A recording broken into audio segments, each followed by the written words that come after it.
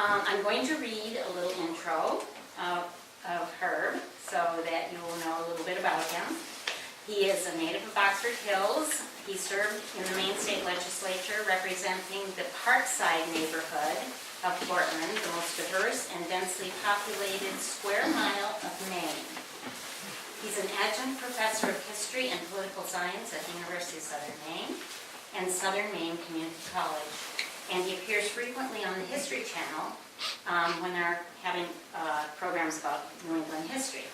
He's also a recent 2010 graduate of the Harvard Kennedy School of Government. Please welcome Adam.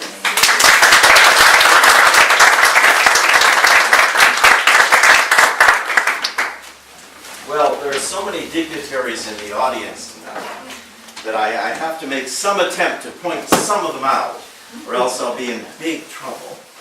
First of all, as you will hear at the end of things, George Lafayette Beal was the founder of the Norway Branch Railway and its first president. We have its current president of the Norway Branch Railway here tonight.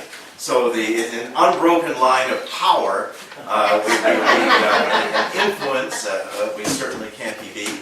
Thanks to Pat Shearman, whose kin were in the 10th Maine, which we'll be talking about tonight. We have a really rare, actual original etching of Colonel Beal, and that but with the entire 10th Maine. And when it was in Patterson Park in Baltimore, Maryland, here, which is reproduced in this book. I'd never actually seen a real one until you walked in the door with it. So there it is. And thanks to the Stearns family of Waterford, we just had some wonderful stuff brought in to see if I'll try to see if I can tuck some of it into the lecture tonight, but I'm very grateful. And certainly this sort of material is that which families have, and now is the time for them to bring out and remember and pass on to the next generation at least the knowledge of what you have, so that not only the clipping may remain, but some understanding behind it. And that is among the difficulties tonight in presenting about General Beal, a man I heard about ever since I was a little boy, but whose life story, like all our stories, has kind of faded a bit out of living memory. And anniversaries like this, the 150th anniversary of the Civil War, which is now upon us, is more than just an opportunity to remember battles, but it's also an attempt to pick up and to look beneath the lid of another time and era. Your grandchildren will be doing the same and trying to explain what it was like on September 11th, 2001. As I ask the elders I know, what was it like December 7th, 1941? As I wish people I could have known must have asked General Beal, what was it like April 12th, 1861? In each case, the world completely changed. Everything that took place before was different than what took place after. And when living memory fades out, it's very hard to be able to reach back and pull the true feeling of people out of the story. We may know what they did, where they went, but we don't always know what they thought and what they were like. It'll be easier for them than it will be for people to figure us out. We don't write things down anymore.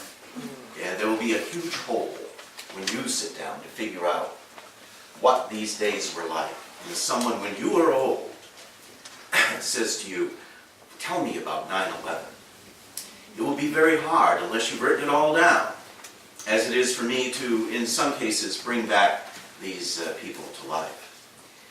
General Beal always said that he had been the first volunteer, the first person to enlist from Maine in the Civil War. And it may be true, but it was true patriotism and some little revealing snippet about the man, that he would maintain it all his life. And I think I can point out why there's some degree of truth to it. He was the first of us to enlist, meaning those of us from Norway. He's the first one of us, he is the first of us to enlist. He was the one of us who rose the highest, at least in official ranks in the Civil War. And he's the one we've remembered the longest.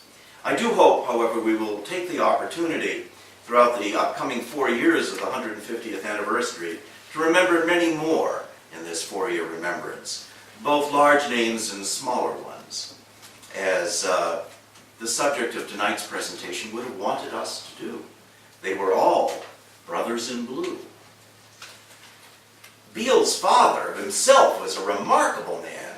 1797 to 1871. Ezra Fluent Beal. He was born in Norway in 1797, just after Norway became Norway and no longer was Rustfield. George Washington was still alive. As a boy, Ezra became a mathematician. Drawing was his forte. And as a contractor and a builder, he traveled widely and early upon early railroads and became an admirer of that great marvel. Ezra Fluent Beal designed almost all of the railroad depots along the new Atlantic and St. Lawrence railroads, now the Grand Trunk. He designed the South Paris depot. All of them between here and Montreal. He built the United States Hotel, which once stood in Monument Square in Portland. He built the Falmouth Hotel in Portland.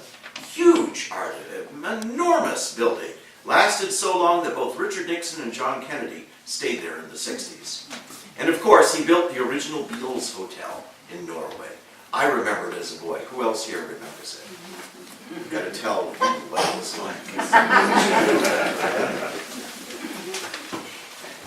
And of course, Ezra Fluent Beal designed the concert hall beneath Norway's Universalist Church, right next to us here. He was so shocked, he figured out a way to lift the entire building and insert concert hall underneath it. It's still there with a little stage, a lovely little kitchen. It was Norway's biggest gathering place until the building of the Opera House. And one of the first big events in the Opera House would, as you will hear, be the funeral of George Lafayette Beal, the Major General from our town. It must have been a fascinating boyhood to have a father like that. George Lafayette Beal was his second son. He was born in Norway, May 21st, 1825. The first son, a little boy, William Fluent Beal, died at less than a year old, just the year before. George was obviously named for the great general, the Marquis de Lafayette, who was touring the United States at that time for the 50th anniversary of the end of the American Revolution. Lafayette was in Portland in June 1825, just after George Lafayette Beal arrived in Norway in May of 1825. Must have been on Ezra and his wife's Mary's mind. They had two daughters, too, Elizabeth and Mary Ann. The family moved to Portland when George was just a little boy, where his father's work continued. George Lafayette Beal was unique of kids in his generation that he graduated from Westbrook Seminary. It still exists. Some of the very buildings are there. Today's University of New England. Same campus, beautiful buildings, been to them many times. George Lafayette Beal apprenticed as a bookbinder, of all things, in Boston, about 1840. Graduated very young, as you would in those days, from Westbrook Seminary, which was not just a religious school. You got a very good liberal arts education there in those days. 1850, he returns to Norway to sell books and stationery with his partner, Robert Noyes. He was appointed the express agent for the Norway Railroad in 1853.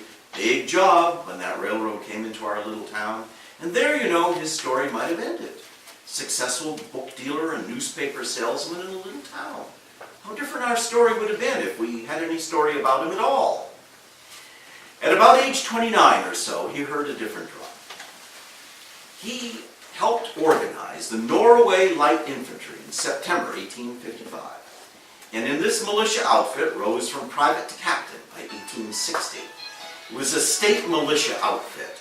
That is, each town could have as many or as few or none if they wished. And the main state militia every now and again would call upon your services for drill day, and you'd have to come and show your stuff. Norway was a spit and polish unit, blue tunics, brass buttons, sharp on drill, formation marching, good marksmanship with the old smoothbore muskets. In October 1860, the Norway Light Infantry, Captain George Lafayette Beal commanding, was one of a handful of the militia outfits from the whole state, chosen to escort the Prince of Wales through Portland, Maine to Casco Bay. The son of Queen Victoria, Albert Edward, he was 19 years old, become the future King Edward VII in the 20th century. Portland was one day closer to Europe by water than any other port in the United States, still is. So Britain sent a fleet to Maine to pick up the prince after his one-year tour of Canada and the former colonies. He arrived by train He was probably in Portland about an hour and 20 minutes, and Beal and the Norway Light Infantry was with him about the whole time. Marched him around his carriage through the city to the Eastern Prom, and they certainly were noticed. The Eastern Argus, the biggest Portland paper at the time, said the troops are crisp, snap, and in fine American form. When they got to the Eastern Promenade, the British fleet were firing salutes to the prince and all of that. He walked down this huge stairway, enormous wooden stairway, red carpet and all of that, and somebody threw a bouquet and knocked the Prince of Wales's hat off into the hopper. I like to think it was a strong-armed Irishman. So the prince left a little piece of himself forever here. I wish George Lafayette Beal had written down what he thought about that day. But we know he was there. Let's take a quick look at the Norway Light Infantry. It was a remarkable little company. 3 officers in it were catapulted by fate into remarkable careers. They were all young, and they were all in one place, our little town. Henry Rust Jr. descended to the founder of Rustfield, Norway. William Wirt Virgin, a very well-respected Norway lawyer, and George Lafayette Beal, the Norway bookbinder. All 3 became colonels, coming right to their point of becoming so in the Civil War. Only 73 men served as colonels in the entire Civil War of the various main regiments. 45 of those 78s became general or brevet general. But 3 of those 73 had Norway connections, very close. General Beal, eventually general, the Norway 10th, the 10th Maine Infantry, the 13th Maine Infantry was Henry Rust Jr., and the 23rd Maine was William Wirt Virgin. 2 of those 3 became generals in the Civil War. Virgin had been a militia general before the war. So our little town produced 3 generals of one kind or another, either before or after the war. Virgin later became the Maine State Senate President the year after the war, 1866, and he became Justice of the Maine State Supreme Court, 1872 to 1898. Beal, later when he became Maine State Treasurer, I wonder, did he take the train with Mr. Virgin from Norway to Augusta to do his duties? Wouldn't you love to sat in on that conversation, what they had to say? Beal was a full, we'll talk about this when we get there, Lieutenant General, that's 1 star. He was breveted, I'll tell you what that means, a Major General, 2 stars.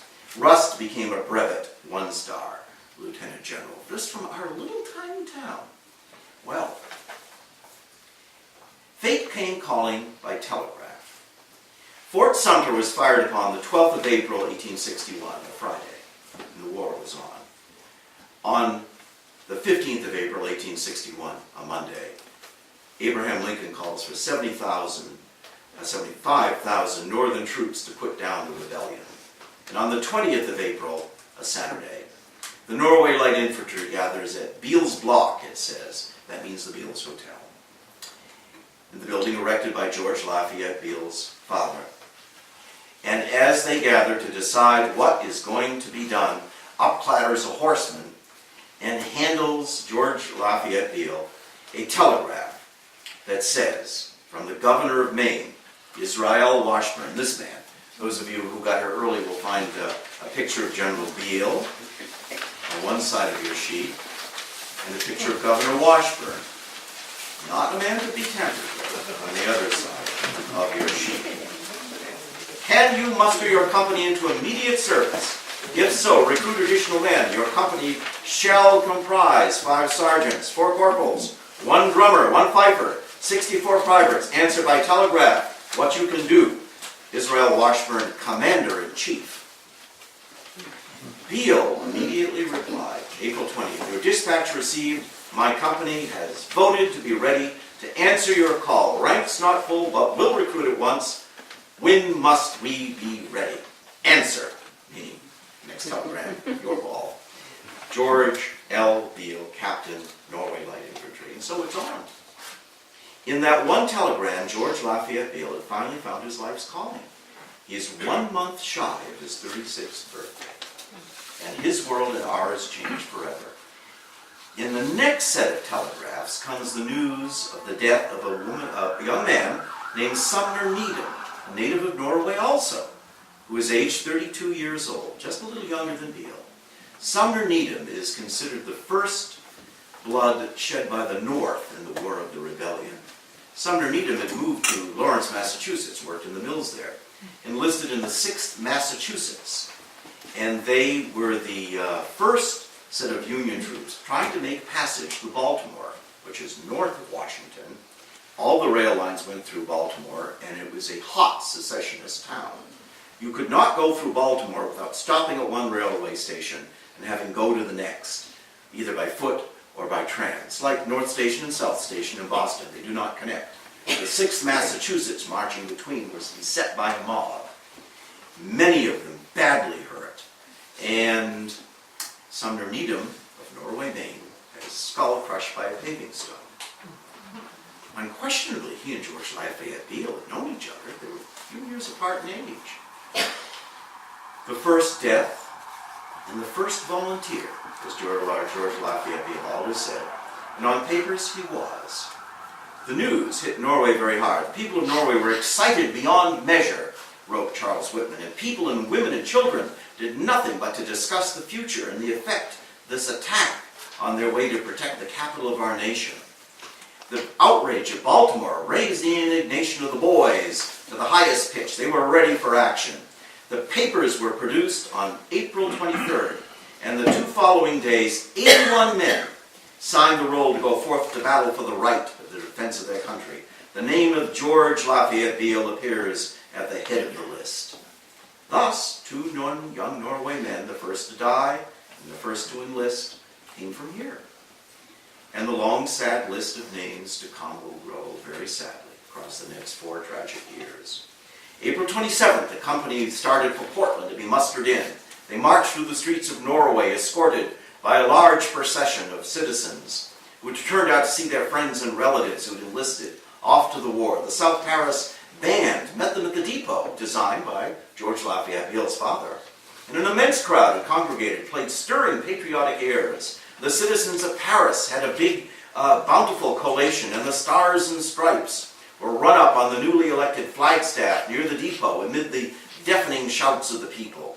Soon the train whistled into the depot, and the company got aboard and moved away with cheers, shouts, and the wavings of handkerchiefs. Who that witnessed it will ever forget it?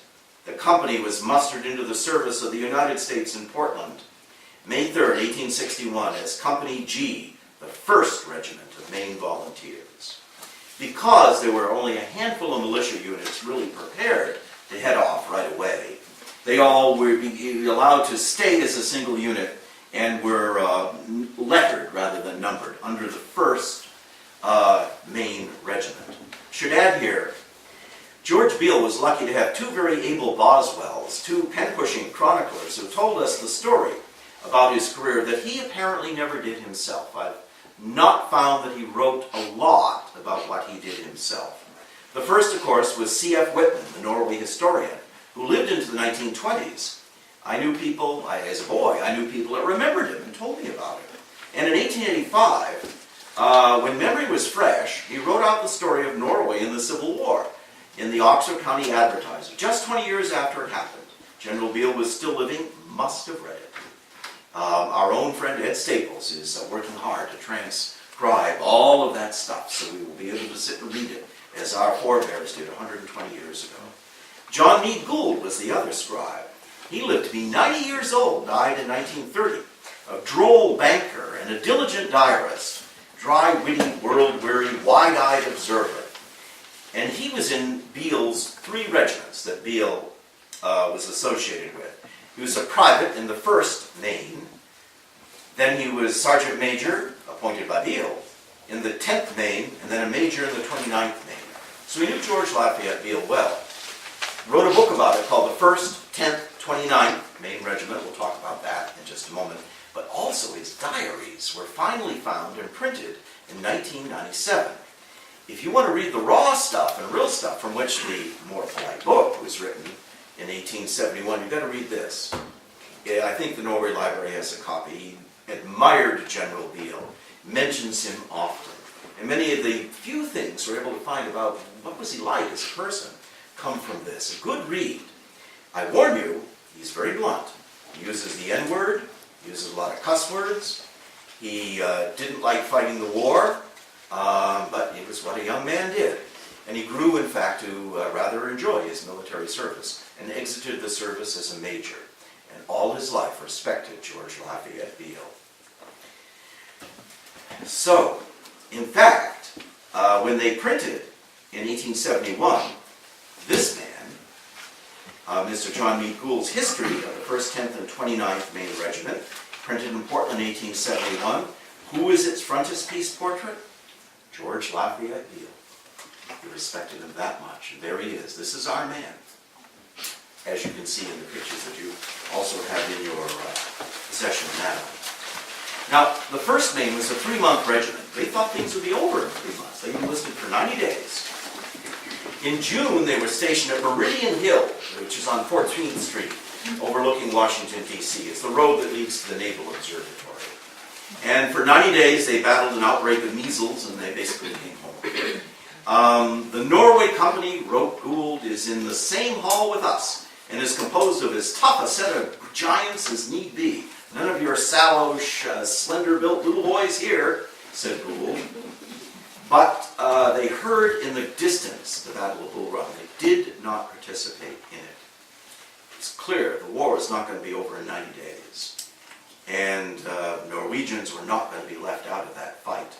The regiment had by law to return home. General Washburn, or Governor Washburn, this man, threw a virtual fit that the Maine troops were coming home and wrote to Beal and said, enlist everybody again. Beal, that's no problem. We're back in it. They numbered the regiments sequentially as they were mustered in. The 10th came home after 90 days, the 1st came home after 90 days, and then was renumbered the 10th. Virtually everybody had enlisted from one right into the other. George Lafayette Beal said, no need to worry about all the 1st Mainers did. Beal enlists first, again, for 2 years this time, and was selected a colonel of the regiment. At this point, fascinating the things you can find when you're digging.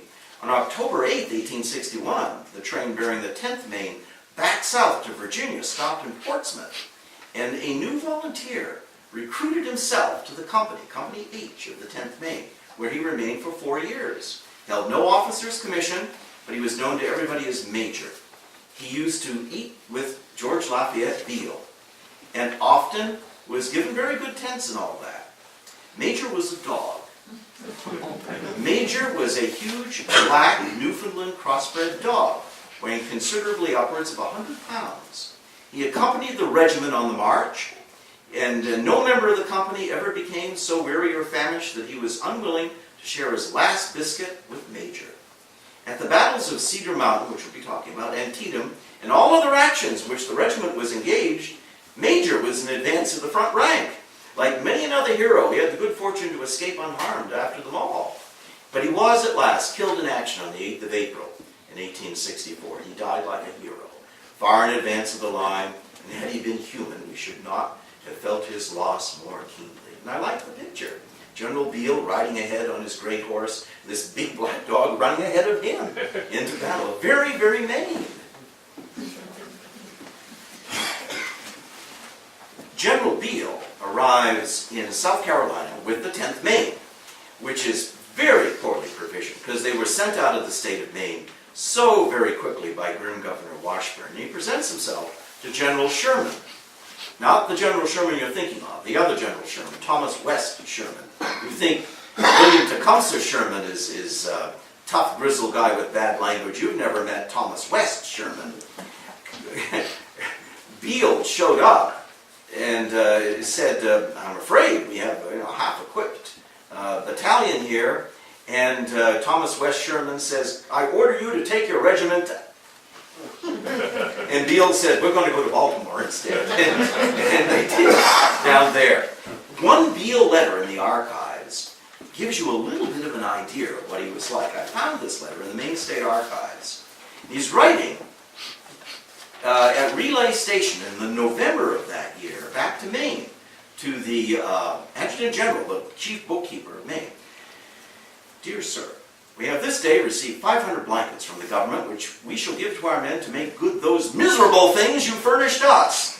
H.R. Libby and Company furnished them, and they ought to suffer. Is it a damnable thing to have men suffer these cold nights, sleeping in tents with such blankets as those you sent us? We've never heard anything from you since. We shall present the case to the powers that be and see if we can get anything out of them, as we have whole companies that have no change of clothing.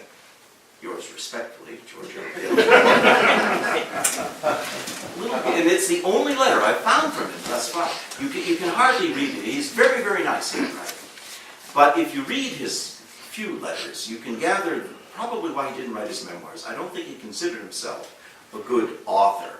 His handwriting is fluid and clean, but the excerpts I read you don't do the letter justice. I think he never felt he was good enough to do the writing, as were some of his other friends who he counted on to do it.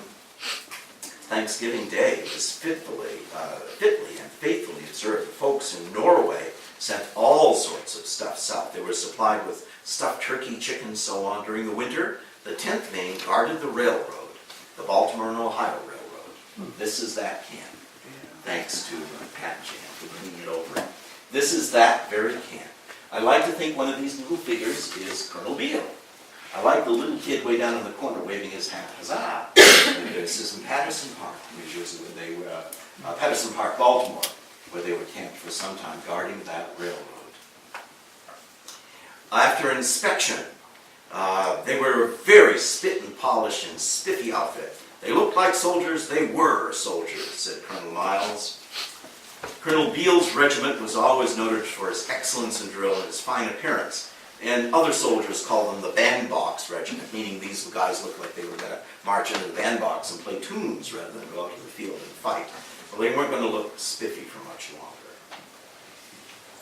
Here, on the 25th of May, the boys, as Whitman called them, had their first real smell of rebel gunpowder in the Battle of Winchester, where Banks celebrated a retreat where 7,000 Union troops were caught by 20,000 rebels flushed with victory under Stonewall Jackson. This is the first of two times where George Lafayette Beal faces Stonewall Jackson. The 10th Maine was not seriously engaged in the battle, and so it was assigned the duty of covering the retreat of the army. About 7 o'clock in that morning, which was a Sunday, the soldiers of Company G were eating breakfast, except a few who were watching from a tall building near them, and they could see the armies marching and countermarching. James Crockett of Norway, the cook, was supplying the men with beans, of course, Maine beans, from a hole in the ground where they'd been cooked. Frank Bradbury was up in the 3rd story of Norway watching this building. Didn't get any breakfast. All at once, he was yelling, "The rebels are coming, they're right on us." The bugles sounded to fall in. "Soldier arms, right face forward march," called Colonel Beal. Jim, says Whitman, didn't bother himself further about the beans. He leaped on a horse and shot out of Winchester at a rate of speed. Had he been an entire stranger, the speed that he had been an entire stranger to up to that time, on receiving the order to retreat, some soldiers peeled it, as it were, for the race, threw away our knapsacks, etc. We made lively time out of the city and were none too soon. 5 minutes more and the 10th Maine would have been captured. Colonel Beal had to leave behind the sick in the hospitals. Some went through, though, and with the rest, Beal kept halting the regiment occasionally to let the advance guard of the rebels know it was best for them not to get too near. And after a while, the pursuit stopped. Having marched 35 miles, Banks' little army camped on the Virginia side of the Potomac, and the next day crossed into Maryland. At this point, a man named Solomon S. Kenny of Hebron, a smart, intelligent young man, says the accounts of the day, would have made his mark in this world had he lived, was killed on the retreat. He'd been sick, and the quick march was too much for him. He stood at bay, turned to face the rebels, and refused to surrender, and was shot. And thus, the first loss of the 10th Maine in battle. The march was terrible, Beal later said. It had been called by military critics a masterly movement. Our boys didn't look at it in that light at the time, wrote Whitman. They didn't fancy running in the face of the enemy, even when overpowered by superior numbers. And indeed they were. There were 16,000 Confederates. They lost only 68 killed, or 8,000 Federals lost 62 killed. and the Feds lost the Shenandoah Valley to Stonewall Jackson, and George Lafayette Beal lost his temper over such an affair. Thus, when the rebels moved up on the 30th of May, as the 10th Maine covered the retreat, now it took the advance back into Winchester. On the 9th of August, the 10th Maine was marching into what even Whitman says was the slaughter, in the Battle of Cedar Mountain, also known appropriately, if grimly, as Slaughter Mountain, Virginia. The accounts say it was in the afternoon of a hot and sultry day. All the men had been under arms all day, expecting every minute to be sent into action. Between 4 and 5 o'clock, the order to advance was given. The Norway Company was posted on the right of the Color Company, in the center of the regiment. Sergeant John F. Fitz is at his post, writes the account, as is Sergeant William Hale, one of the bravest men under the fire. Bartlett is at the center of his company. Other Norway men are in the ranks, and the colonel says not one of us will ever flinch or fail to do our duty. The dog Major runs to the front of the line. Beal follows at the head of his troops on his horse, and they pass through a piece of woods where the shot and shell were cutting off the branches of the trees and making them drop like autumn on the backs and shoulders of the soldiers. And they come out to a wheat field where the grain is ripening in the sun, and Colonel Beal, riding at the head of his men, sees an Ohio regiment on the left falling back before the attacks of the enemy. "Give them 3 down east cheers," yelled Beal, and the woods rang with the shouts of the men from Maine, and the enemy sees the excellent mark by Colonel Beal's regiment as it moves unsupported into the open wheat field, and they open fire upon them. Kenneth Bartlett falls with a wound in his leg. James Mansfield of Lovell is carried from the field with a shot through his head. A staff officer of Banks rides up and says, "Beal, charge," further into that field. He knows it is no place for his men unsupported, as they are, but Beal gives the order to move on. And here the account slips in Tennyson from the charge of the Light Brigade, the doomed charge. "Forward the Light Brigade, charge for the guns," he said, "into the valley of death rode the 600. General Beal, then Colonel, always said, had I had proper support, I believe we could have routed the rebels in the battle line. However, the gap in the enemy's line is immediately filled, and the bullets fall thicker and faster than ever around and among the brave boys of the 10th Maine. Shoot toward the colors, shouts Colonel Beal, and so on. They see the rebel flags go down in front 3 times. Colonel Beal, seeing a useless sacrifice of life for his regiment, can't whip all of them in that open wheat field. He gives the command to move back into the woods, which they did in good order, and where they were relieved by troops which had not been in the fight. For about 30 minutes they were under fire, and out of 26 officers and 435 men, 170 men from the 10th are killed. 460 people, in other words, 36% casualties in 30 minutes. This is war. Of the Norway Company, 17 of 48 officers and men are dead. Over 35% casualties in 30 minutes. Now this is real war, as the Norway boys now know. Horace Greeley, in his book American Conflict, says of the Union troops at the Battle of Cedar Mountain that the, quote, "the best blood of the Union was poured out like water, and had victory been possible, our troops would have won it." Here, of course, the Norway Company of the 10th gets its baptism by blood, and made a record that always they would point to with pride. The next day, the 10th Maine, and what was left of it, was on the road toward Washington. A lot had been left behind sick in the hospitals.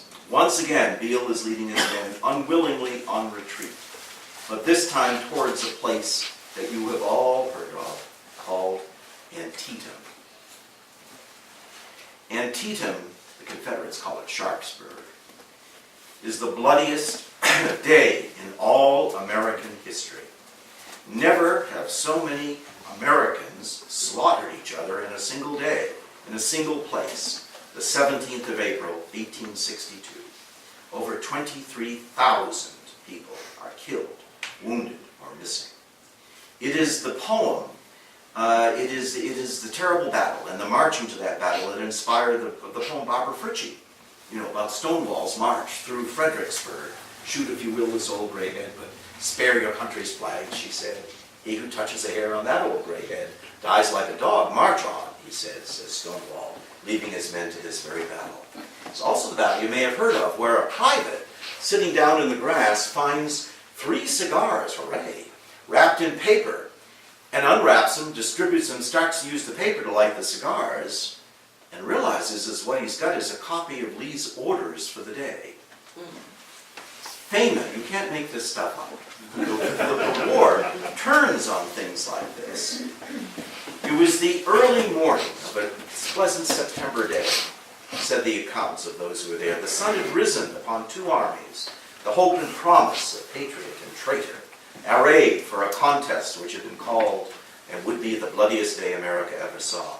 Near the position where the 10th Maine and its gallant commander were to cover themselves with glory was a cornfield, destined before the sun would set to literally run with blood. Stonewall Jackson, who knew the value of time and improved it with the flower of the rebel army, began the battle by a charge upon the lines of General Hooker of Massachusetts. It breaks, supports are needed to fill the gap. Hooker turns to Beal and sends him into the gap. Now it is literally Beal and Stonewall Jackson. And if they fought as they were trained to in the militia, they saw each other through binoculars, unquestionably. Stonewall was unique among commanding officers that he'd ride in with his troops. Beal's too, with his black dog. They must have seen each other. Forward, cried Beal, and at the head of his men once more arise into the leaden storm, of death. 280 muskets are emptied of their contents. The soldiers load and fire as rapidly as possible. Marcus Bartlett of Norway falls with a wound, and as his brother did at Cedar Mountain.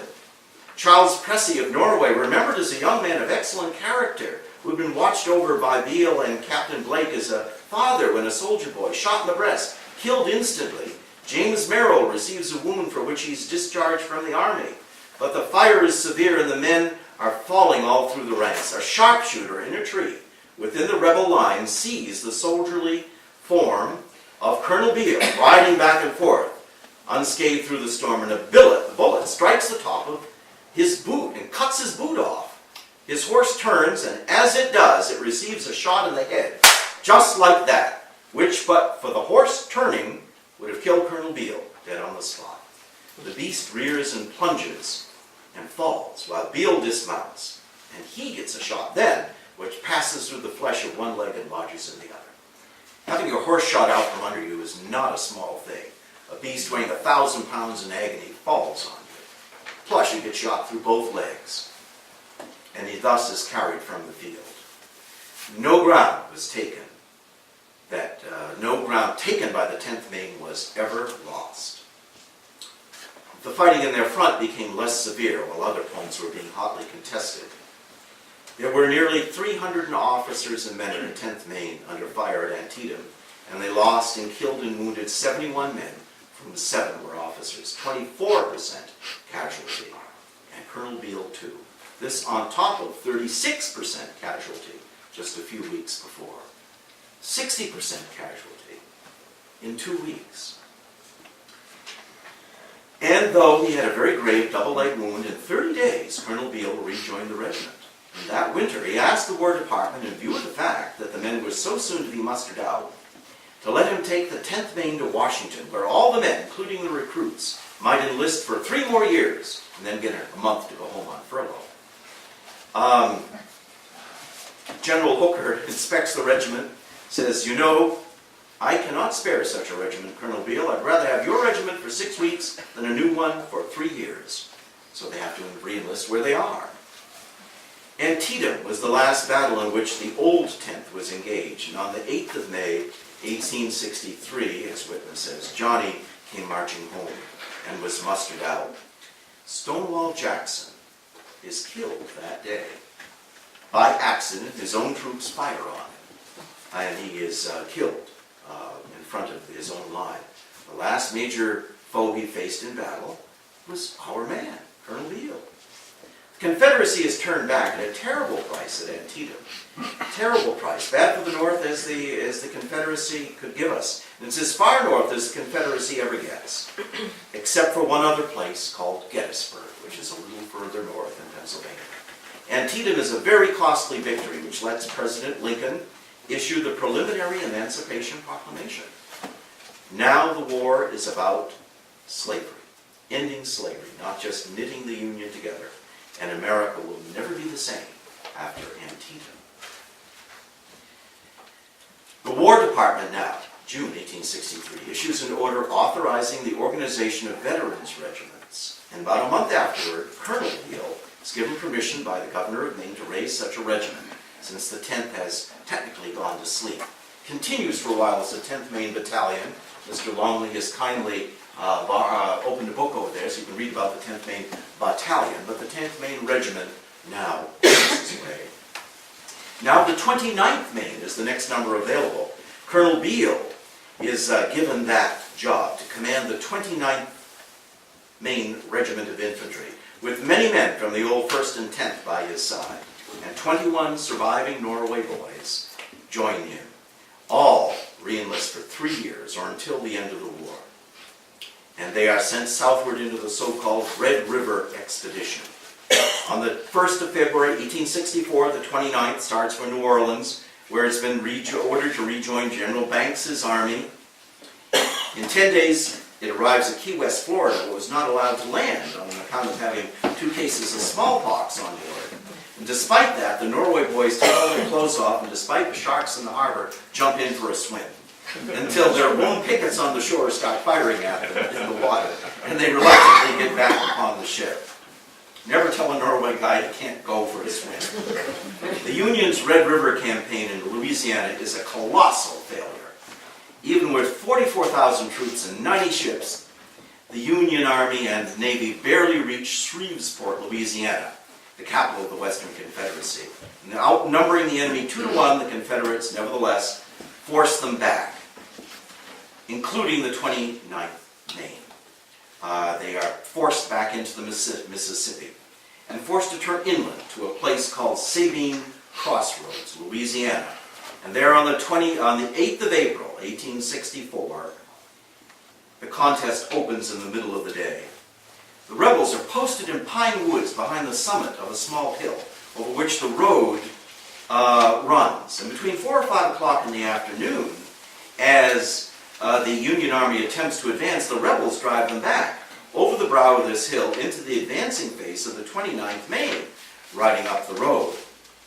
Going forward through a piece of woods where there's only one road toward the scene of the battle, they meet a crowd of fugitives, Union Army, in full flight. Beal doesn't like this. Close up the ranks, he says. Don't let any of those men through. It's very strict disciplinarian, and his men obey. And the manner and promptness, writes Whitman, with which movements are made at critical times and orders executed settles the fate of battles. The rush of our own fugitives is stopped, and they pass out of the woods to the brow of the hill, the crossing of the roads, where our band is playing and our boys singing Rally Round the Flag.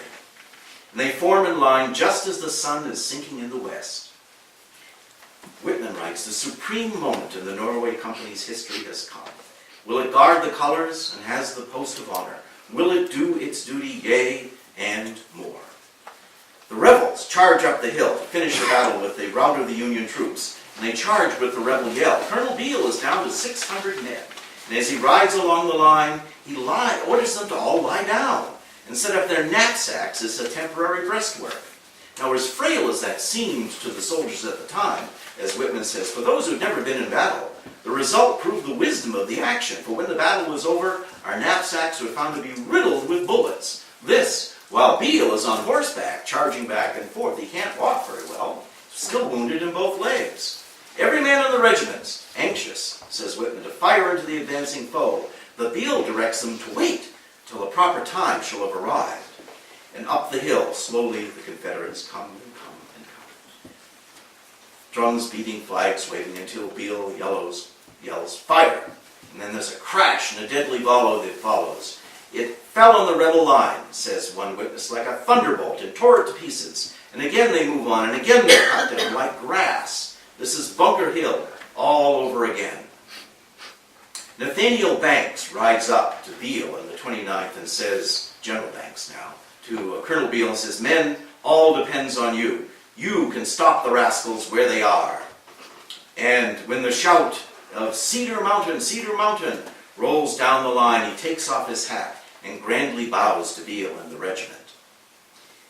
Colonel Rust from Norway and his boys of the 13th Maine also arrive on the scene.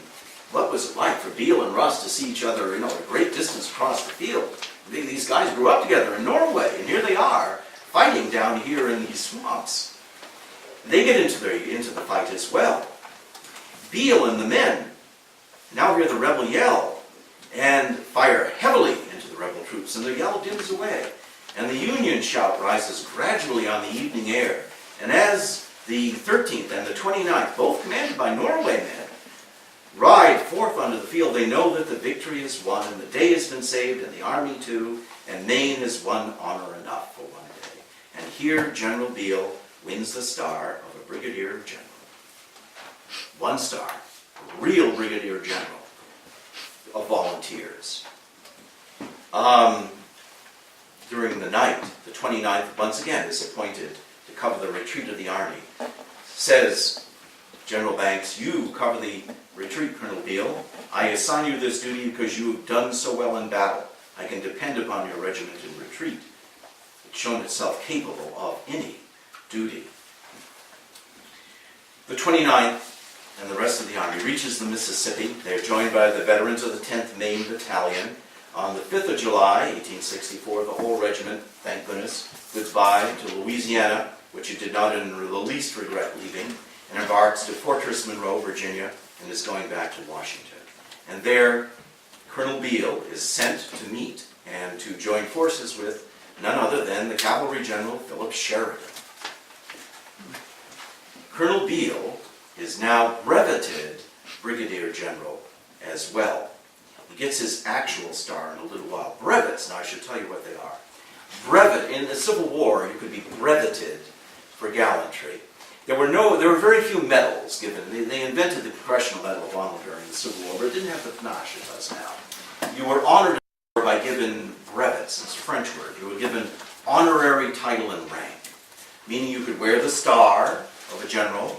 You could be called general. You didn't get paid as a general, and you didn't have the time and grade of a general. You could be outranked and outflanked by a general in the regular army at any time. Very confusing, because there's nothing to say the star on your shoulder is honorary. It's very confusing. Brevet ranks are awarded as honors, but abolished after the Civil War, because it's so confusing on the battlefield. The Battle of the Opequon Creek, Virginia, September 19th, 1864. Beal and his troops once again march through the stream. The Opequon is a little stream, flows northernly into the Potomac, crossed by fording, no bridges at that point. The place where the Union Army crossed is a few miles from Winchester, familiar ground to the men of the 29th, who had been in the old 10th. Beal's brigade is put on the extreme right of the army, marching behind two brigades, which open the battle. And those brigades, being new, turn and run to the rear. The brigade immediately behind it, in consequence, gives ground. Two brigades in front of them are now running to the rear. Beal will have none of this. Forward, he cries, his first battle order as a newly minted general.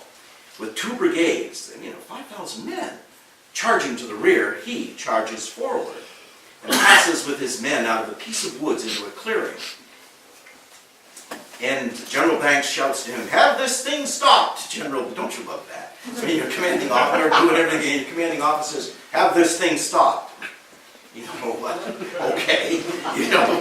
Off, Beal charges. "Forward the 1st Brigade!" shouts Beal. They move with bullets flying thick as stones. Double quick, they press to the front. No skulking, no breaking, but the angel of death is reaping an abundant harvest of pomp. The 29th advances to a rail fence and fires a volley into the rebels. It's the worst place to be caught. You've got to climb over that fence, and while you can't fire at them, they can fire at you. So Beal has him lay down behind the rails and hold the fort and keep firing until he can see the Confederate army filling in holes in their lines. He knows that's a vulnerable moment. "Forward all along the line," yells Beal, at which they go over the fence. Beal on his horse, over the fence. The dog running ahead of him, over the fence. And the rebels at this sight break and run. And away go the Union troops after the flying enemy. And the shout of victory rises over the field, and the day once again is ours. Prisoners, guns, and flags were the fruits of that victory. For the first time, General Beal had commanded a brigade on the field of battle.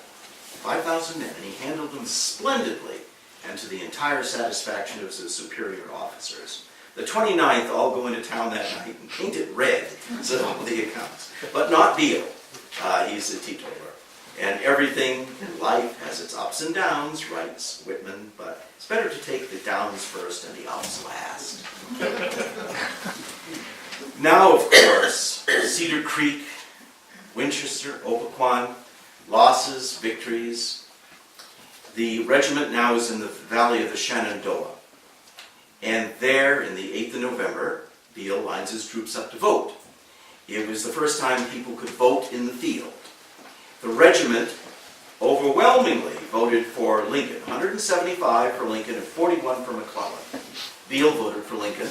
Very sorry his friend Hannibal Hamlin has been cut from the ticket, and makes that well known. But it is here, in the Shenandoah Valley, on the 30th of November, 1864, Beal is commissioned as a full brigadier general of volunteers. Actual rank, not honorary any longer.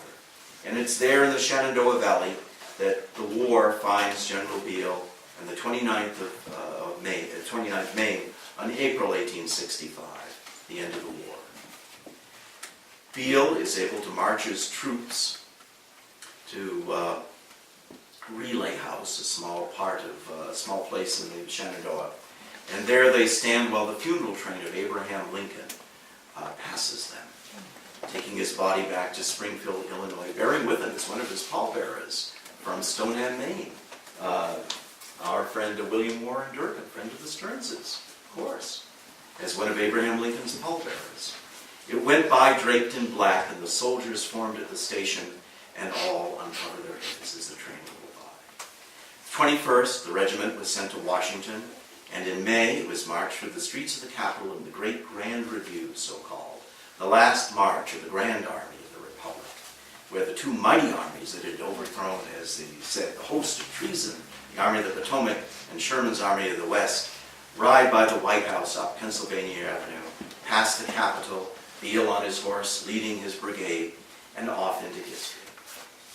Beal is assigned the miserable duty of governing the military district of eastern South Carolina right after the war. The force under his command now is the 15th and 29th Maines, the 30th Massachusetts, 1st Maine Battalion. The Norway Company is sent to Darlington, South Carolina, where it stays till the following spring. These are terrible duties because the beaten Confederates are highly resentful. Freedmen with no place to go, of course, free now, wandering the streets, coming to the army, needing to be fed, clothed, housed, given a life they never knew that they would have or expected to enjoy. Interestingly enough, Colonel Beal, General Beal now, makes sure that graves are properly taken care of, and especially the graves of the Freemasons. He makes sure are marked with headboards containing names and dates of death. And it's to his regret that the others can't be marked because so many just aren't known. They liberate the prison pens of the South, and certainly the troops say the only feeling of hostility that ever existed toward those who deluged the country in blood during 4 years of strife was when we opened the gates of the prison camps in South Carolina and saw our boys. We perhaps ought to forget and forgive everything, but the inhuman way our prisoners, our brothers, were treated. Beal is now, on the 15th of March, 1865, for gallant service, breveted Major General. That's 2 stars. For gallant service as a thank you for what he has done.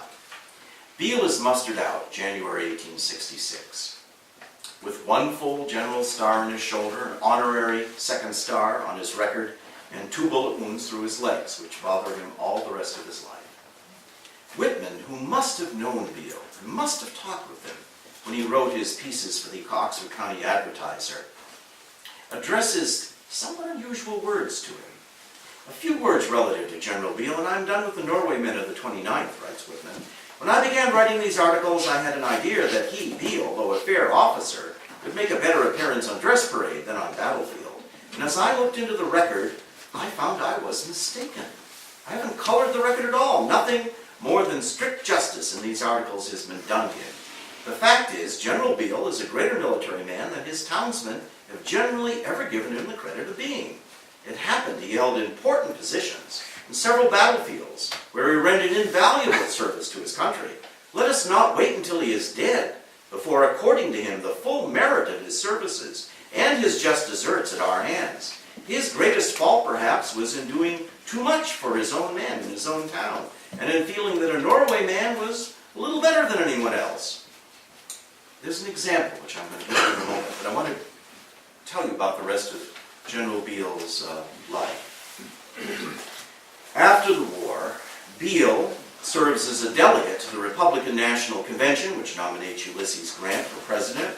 He's a presidential elector, meaning he casts Maine's electoral votes. That year, he is the Mainer who's chosen to take the sealed votes by train to Washington, D.C. and give them to the Senate.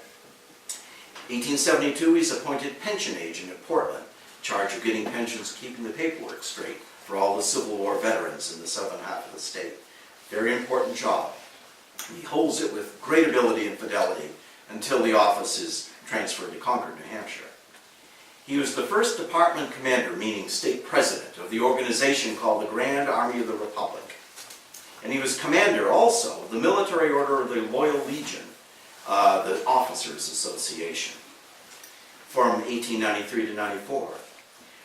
From 1880 to 1885, he's Adjutant General of the state of Maine, succeeding Joshua Chamberlain, who he knows very well.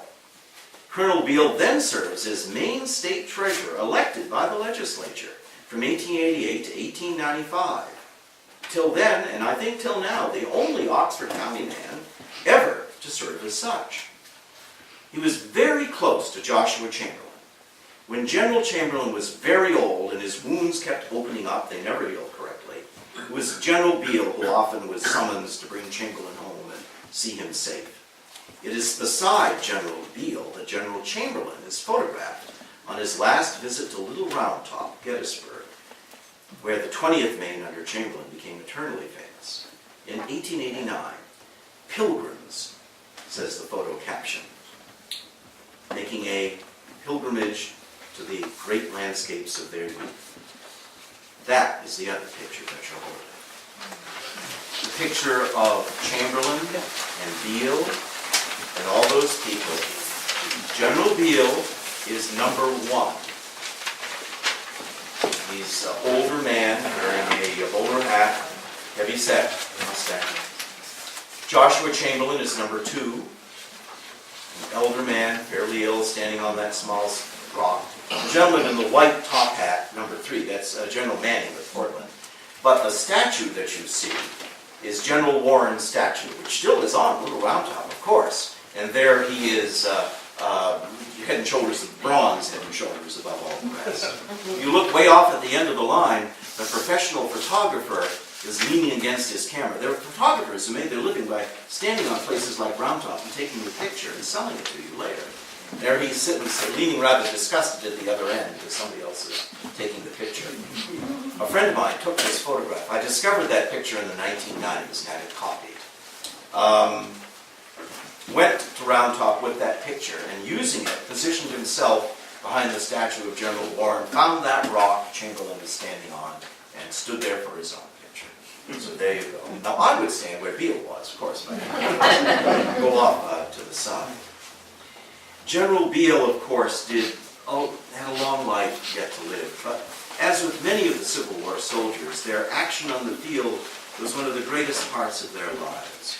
A movie was made about it, familiar to a generation before ours, called The Best Years of Our Lives, a bittersweet movie that came out just after the end of the Second World War, that position this thought that for all that it was, those were the best years of our lives. I have the feeling it was the same for General Beal. I searched in vain for things. Did he have a great sense of humor? No. He smoked a pipe. I was able to find that. He apparently didn't like to write his own memoirs. I don't think he felt he was a good author. And yet, of course, back here in Norway, what didn't he do? You know, he was never rich, but he founded the railroad, would start this business and that. He was appointed one of the National Board of Commissioners of the Soldiers' Homes across the United States. And in fact, today, when I went to the library to get his obituary, to see if I could find anything in this that might give us a little glimpse about what kind of a person he was, too, I found this. This appeared in the Oxford Democrat, 18th of December, 1896. General Beal was appointed one of the National Board of Control of Soldiers' Homes. During this past summer, he made a trip through the West on business trips, meeting necessary with the office. Last Thursday evening, he returned from an important meeting of the board at Washington, D.C. He was in his usual health, although somewhat tired. He sat up for several hours, chatting with his friends, and in the early morning, Mrs. Beal was aroused by the sound of labored breathing from her husband, and he never awakened, but a few minutes passed away peacefully and slept out of this time into the future. The date of his death shall be recorded as December 11th, 1896, he having just attained the age of 71 years, 6 months, and 20 days. General Beal was a conspicuous illustration of the proverb that blood will tell. His father's life was spent in positions of responsibility and trust, and of which were filled by him with ability and fidelity. From his mother, he inherited the grit and shrewdness characteristic of the Scots Covenanters, coming of a family the lateral branches of which had produced a large number of distinguished people. He was brisk in his manner. He was firm, almost to stubbornness. General Beal never had any symptom of the snob about him, says this author. He felt kindly toward all men, was easily approached, and never by word or by sign made anyone feel that he would consider him beneath himself. But the person who put on airs before him was apt to be severely snubbed. One night during the war, Beal was approached by a soldier who got a telegram from home that the soldier's wife is very sick, not expected to live. It's back here in Norway. It was a time when soldiers were needed at the front, and other orders had been issued to furlough no more men. No one goes home. But the young man was anxious to fly to the bedside of his sick wife, who did not have any hope of being able to do so. He went to General Beal, who he found burdened with other cares, and acquainted with him with the facts, and told him he wanted to go home if it could be possibly arranged. You know the order as well as I do, said the general, but I'll do what I can. And the next day the orders came, and Joe started for Norway, for home. General Beal had made the matter his own, so to speak, and after great personal effort, during which Beal rode in the night, in the dark, over 10 miles, to reach the proper officials and earnestly lay the matter before them, he succeeded in getting Joe a furlough to his wife's bedside in Norway, Maine. General Beal, no one would ever hear him complain or say an unkind word. As an army officer, concludes his obituary, he was loved by his soldiers. He was not a commander who simply bossed the men, but one who took an interest in their welfare, who tried to alleviate their sufferings, and who tenderly and patiently looked after the sick and the wounded. He did not needlessly expose them to danger, but when in battle, he expected them to fight like demons. And for such a man as he, they did. I was trying to get over to his gravesite today in the South Paris end of Pine Grove. I was unable to do so. I want to make sure, in fact, that he has a stone there. Mr. Larry Glatz, our colleague in so many ways and so many events here, says that the family has a stone, but General Beal has none. Or if there was one, it may have been removed or lost. So, fellow Norwegians, If General Beal has no stone, I think it's time we get him. And we know how to do that. The stone will be free from the federal government. The paperwork is not. We're going to have to talk about how to get the paperwork of proof. And if there is a stone and he is already properly memorialized, we still need to have his paperwork here, back in the town from which he went out to do us honor. So thank you, General Beal.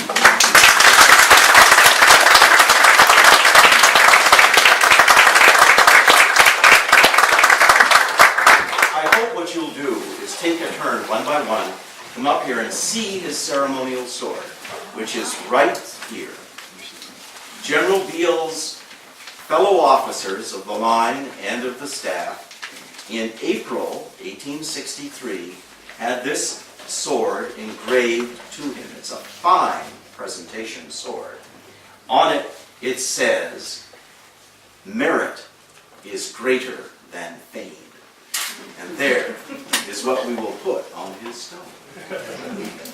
Questions? And then I know we have refreshments. I know.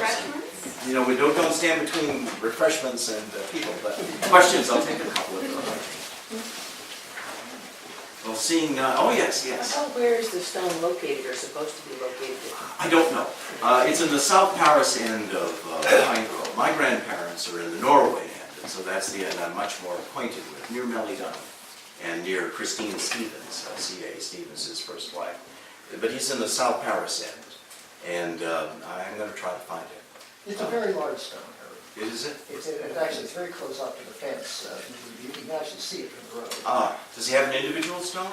He has a family stone, but both he and his wife are on the stone. Let us continue. It's in the guilty plot. And for the sake of the record of the film, that we are being told that in fact on the large Beal family stone, he and his wife are memorialized, and the person who should know is his successor as president of the Norway. So let's look into it and see what No, I would say the Chamberlain camp of Sons of Union veterans decorate his grave and General Rust's grave and General Kimball's grave every Memorial Day. Absolutely right. Excellent. Yes? Did he have children? He had two daughters, and neither of them had children. Neither of them married.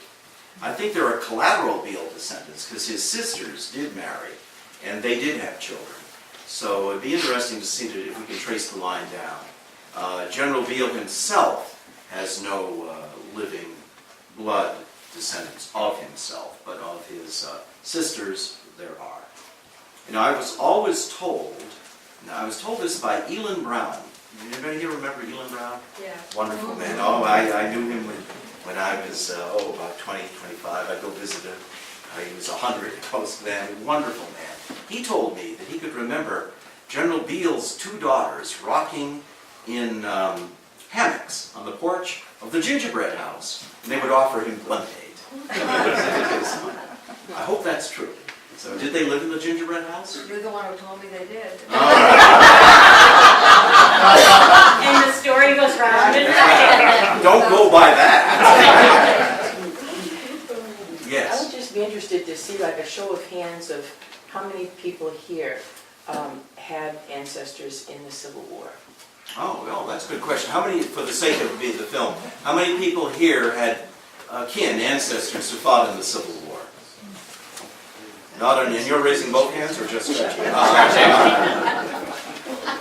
Very good. Well, there you are. And hopefully we'll talk more about these things. The 32nd Maine, the last regiment ever raised in Maine, had a lot of Norway boys in it, including my great-great-grandfather, an especially tragic story. It's the bookend of the other end of the war. You know, these very brave people who went off first in the war, and those who went off last in the war had very different experiences. So perhaps in 2015, you'll have me come back and talk about the 32nd. We'll go from there. Good idea. Yes. I'm a member of the Daughters of Union Veterans, and they also have sons, and if anybody's interested in that, they can talk to me. Indeed, my grandfather, Charles York, was the department commander, meaning president, of the Sons of Union Veterans in 1945, and went everywhere as the year, of course, the war ended, all around the state, I go to places and to speak, and sometimes I can find, scrapbooks of Grandpa in them. Anybody know Charles York? Right here, of course. Well, some of us did. He still lives. Thank you very much.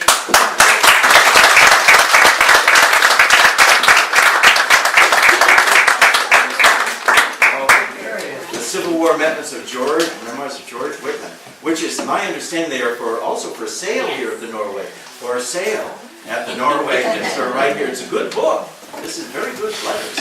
Sort of stuff we should do more of. Thank you very much. And Maynard's in the Civil War. Thank you, Anne.